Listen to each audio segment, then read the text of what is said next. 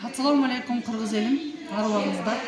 Мен Алыкулова Марипа Мухамбетовна, Элет көйгөй коомдук бирикменин төрайымы жана негиздешчиси болом. Бүгүнкү күндө мен кайрылуумдун себеби ушул кредиттер боюнча, банковский система боюнча.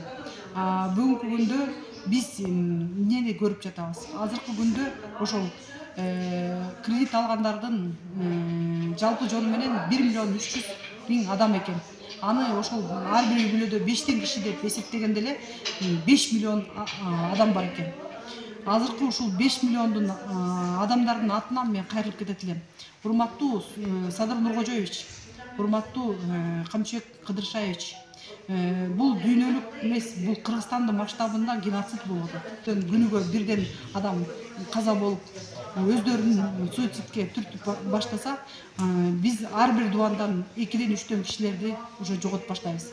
Карызга баткандан, ошону төлөй албай калгандыгынан, пандемиянын учурунда жанагындай соода катнаш баардыгы тең токтогонунун себебинен төлөй албагандар көп болуп, кыйналып калды эл. Азыркы учурда 24-июлда чыккан 2013-жылкы мыйзамдын негизинде номер 163 6-пунктунда беренесинде 15%ды кимдин кызыкчылыгы менен кийип койгонун биз билбейбиз, бирок ошол 15%дын ошол кызыкчылыктын натыйжасында эл абдан кыйналып жатат. Ошол себептен азыркы учурда биз эмне талап кылабыз? Амнистия берип, кичине болсо да токтотуп туруу, жана ошондой эле жанагы сүткорлорго, банктын мындай айтканда башкармалыгына, микрокредиттик компаниялардын ээлерине, эми биз баардыгыбыз тең адамбыз да, баардыгыбызда адамгерчилик болуш керек. Ошондуктан мен сиздерди баарыңарды тең чакырып кетем.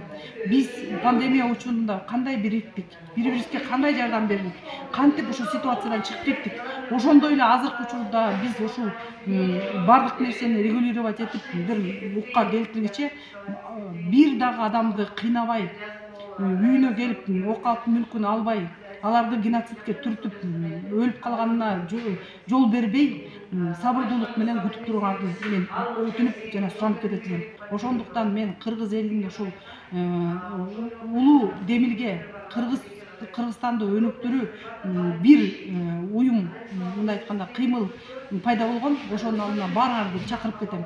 Мен да ошол кыймылга мүчө болуп кирдим. Анткени эгерде биримдик болбосо, ынтымак болбосо, биз ыдырап кыргыз эли кылым карытпай эле азыр эле жок болуп кетебиз. Менин кайрылуумду Кыргыз Республикасынын президенти угат деген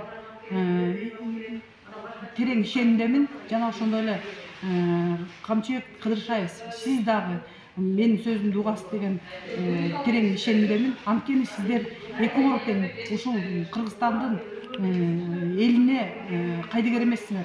Сиздер ушул улутту сүйгөн, Кыргызстанды өнүктүрөбүз деген эр азаматтардын бирисиңер. Ошон үчүн ушул проектини, ушул ишти жакшылап аткарып бересиңер деген терең ишеничтемин. Рахмат.